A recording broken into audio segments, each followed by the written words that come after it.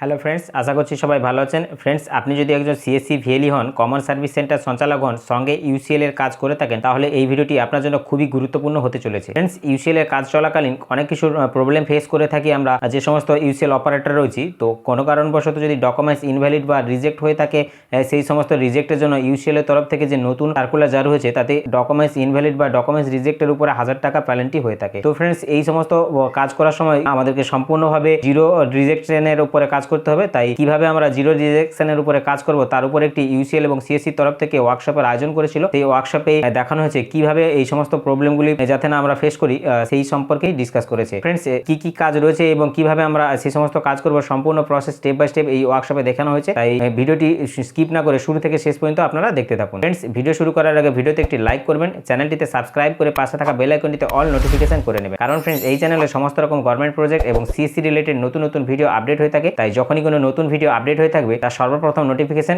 আপনার কাছে চলে যাওয়ার জন্য। চলুন ফ্রেন্ডস, সময় না অতিক্রম করে আমরা সরাসরি ভিডিওতে চলে যাই।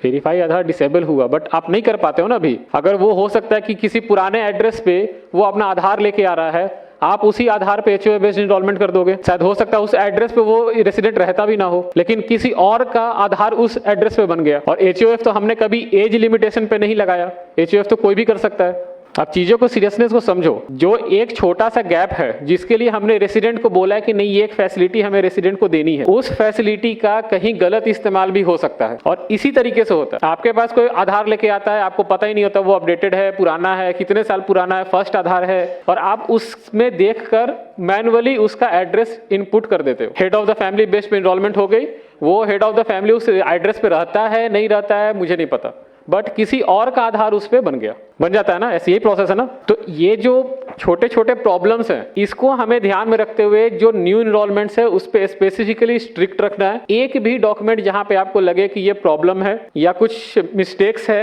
या ओवरराइटिंग किया हुआ है, आप उसको एक्सेप्ट नहीं करेंगे। ये नहीं कि हाँ बहुत दूर से आए हैं तो उनका कर देते हैं, वो दोबारा आ सकते हैं, लेकिन कल को अगर कुछ गड़बड़ हो गया ना, तो उनके साथ साथ आप भी जाओगे, फंसोगे साथ में। इसलिए ऐसा काम ही नहीं करना है न्यू इनरोलमेंट में कि किसी को भी ऐसा फील हो कि नहीं आधार ये गलत बन गया है, हमने कुछ डेट ऑफ बर्थ गलत डाल दिया, उसका तो लिमिट ऑलरेडी एक्सीड कर गया, अब वो हम हर एक रीजनल ऑफिस घूम रहा है कि मेरा डेट ऑफ बर्थ एक ही लिमिट था, वो भी मैंने अपडेट करवा लिया है क्योंकि इनरोलमेंट ऑपरेटर की गलती थी, अब हम क्या करें। और exception handling is literally an exception process. बहुत हेडेक है और इतने आसानी से आधार नहीं बनता। शायद कुछ लोगों को पता होगा कि एक्सेप्शन प्रोसेस बहुत क्रिटिकल है और इतने आसानी से कोई भी रीजनल ऑफिस उसको अप्रूव नहीं करते। जो आप नेम चेंज या किसी के फादर्स का नेम को पिक कर लेते हो, किसी के मिडिल नेम पिक कर लेते हो, और कोई भी एक पीओआई डॉक्यूमेंट लगाता है जिसमें रिलेशनशिप स्टैब्लिश हो जाता है, और उस रिलेशनशिप स्टैब्लिश की वजह से आप उसका पीओआई मान के उसका नेम अपडेट कर देते हो। This is a very critical scenario. ये सारी चीजों को आप ध्यान में रखिए। आप ये मत समझिए कि मुझे एक सर्विस है, मैं एक सर्विस दे रहा हूं और उस सर्विस देने के बाद माई रिस्पॉन्सिबिलिटी इज ओवर। नहीं, रिस्पॉन्सिबिलिटी आपकी तब तक खत्म नहीं होती है जब तक उसका सही आधार नहीं बनता। ये देख लीजिए, अगर आप लोगों के पास फोन है आप इसका फोटो खींच लीजिए। This is a very critical जो आपका इन्फॉर्मेशन है कि DOE 1 क्या होता है, DOE 2 क्या होता है, बायोमेट्रिक क्या होती है, बायोमेट्रिक एरर 2 क्या होता है, ये सारे एरर्स का आप एक फोटो खींच लो, अपने पास रेफरेंस के लिए आप रख लो।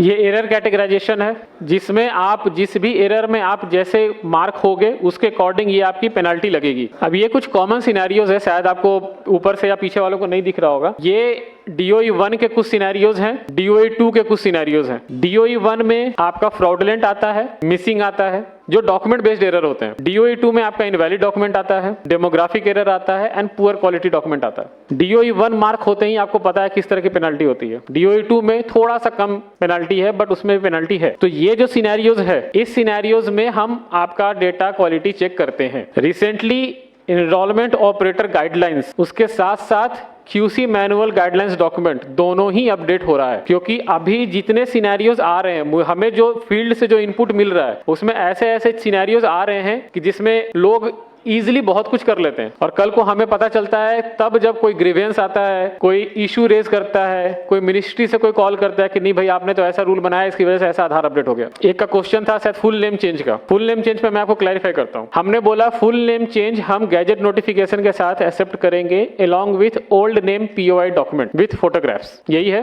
यस और नो? अब पुराने नेम के POI डॉक्यूमेंट में गैजेट आपका ये स्टैंडर्ड सर्टिफिकेट भी हो सकता है ना? क्यों?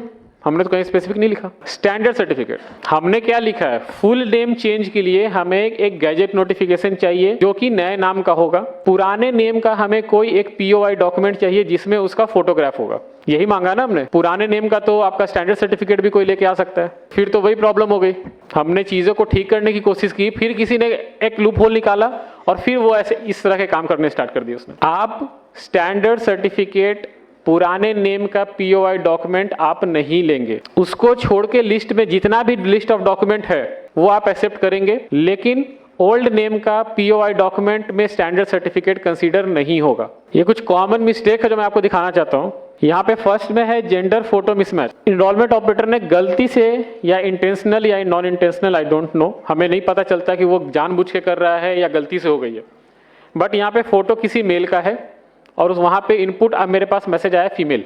हम इसको क्या करें, हम अगर इसको DOE 1 में मार्क करेंगे तो आप सस्पेंड हो जाओगे, पेनलाइज हो जाओगे, but we are forced to do though, हमें वो करना पड़ता है क्योंकि यहाँ पे क्लियर इंस्ट्रक्शन है कि अगर जेंडर फोटो मिसमैच है then this is a DOE 1, this is a grave error. Second है एज फोटो मिसमैच।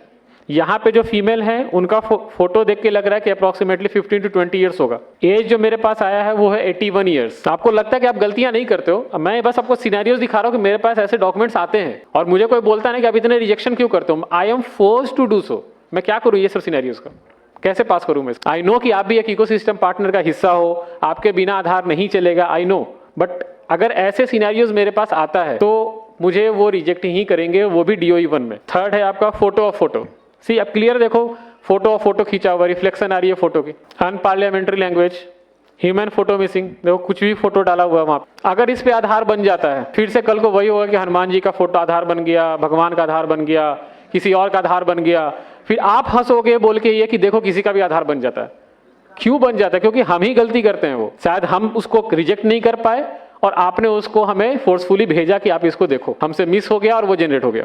अब ये देखो बर्थ सर्टिफिकेट है, ये किसी ने फोटो और POB टैब में बर्थ सर्टिफिकेट दिया है। बर्थ सर्टिफिकेट में जो रेड से सर्कल किया हुआ है वहां पे किसी ने मशीन से टाइप करके ओवरराइट किया हुआ है। शायद आप उस रेसिडेंट को जानते होंगे, आप उसको जानते हो कि इसका डेट ऑफ बर्थ यही है। हमें क्या पता कि वो रेसिडेंट कौन है और वो फ्रॉड करना चाह रहा है कि वो सही करना चाह रहा है। अगर हमने इसको पास किया तो हमारे रेपोजिटरी में यही डॉक्यूमेंट स्टोर होगा। कल को अगर कोई क्वेश्चन किया तो बोला कैसे इनरोलमेंट ऑपरेटर्स हैं आपके, कैसे QC की टीम है आपकी जो ऐसे पास कर देते हैं। अगर कहीं ओवर राइटिंग है तो आप रेसिडेंट को बोलिए कि जिस डॉक्यूमेंट को आप लेकर आए हैं उसके जो ऑथराइज्ड जो आपके एडवाइजरी हैं वो वहां पे साइन कर दें, हम उसको एक्सेप्ट कर लेंगे। कोई भी लिख देगा कहीं पे तो हम उसको क्या पता चलेगा कि वो वेरीफाइड है या नहीं है।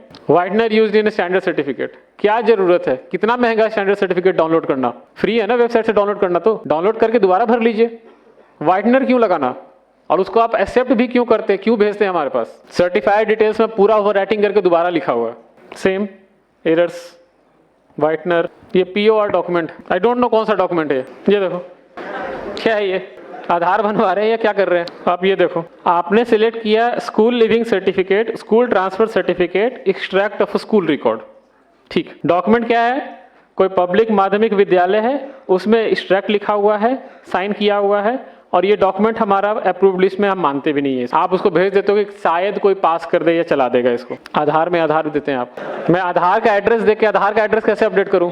अब देखिए ये एक वैलिड केस है, मैंने इसको क्यों रखा है यहाँ पे। कभी कभी क्या होता है कि बर्थ सर्टिफिकेट जब बनता है बच्चे का, उसमें उसका नामकरण नहीं होता। बर्थ सर्टिफिकेट जो है वो RGI इशू करता है, रजिस्ट्रार जनरल ऑफ इंडिया। उस समय नाम नहीं होता है तो वो क्या करते हैं कि उस जगह को ब्लैंक छोड़ देते हैं और बाकी रिमेनिंग इन्फॉर्मेशन भर देते हैं, इसलिए कि कल को अगर आपका नाम हो जाता है, नामकरण कर दिया जाता है, तो आप आके अपडेट करवा लीजिए। इन्होंने क्या किया, खुद से ही नामकरण करके लिख दिया और वो आपने स्कैन करके भेज दिया। आपको भी लगा कि हाँ सही है, यही तो नाम है, भेज दो।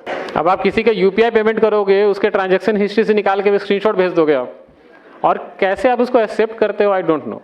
ये कॉमन एरर्स था जो मेरे पास आते हैं, उसके कुछ मैंने स्क्रीनशॉट्स आपको दिखा दिए थे।